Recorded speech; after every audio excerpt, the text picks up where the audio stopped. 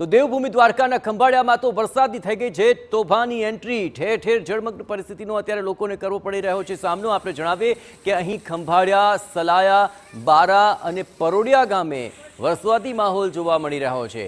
ખંભાળિયા શહેરના મુખ્ય માર્ગો પાણી છે। અહીંના બફારા બાદ ધોધમાર વરસાદ તૂટી પડ્યો, જેને કારણે વાતાવરણમાં ઠંડક પ્રસરી ગઈ।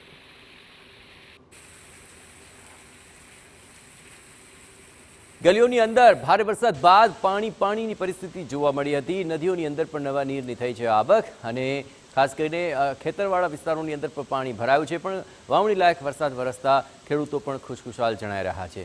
ભારે બફારા બાદ અચાનક જ પવન સાથે વરસાદ વરસવાનું શરૂ થયું હતું અને ત્યારબાદ વરસાદે જોર પકડ્યું, જેને કારણે ખંભાળિયા શહેરના મુખ્ય માર્ગો પાણી થયા। જોકે અહીં આસપાસના ગ્રામ્ય અને તાલુકા વિસ્તારોની અંદર પણ ભારે વરસાદ વરસ્યો છે। સલાયા, બારા અને પરોડિયા ગામોમાં ભારે વરસાદી માહોલ જામ્યો છે।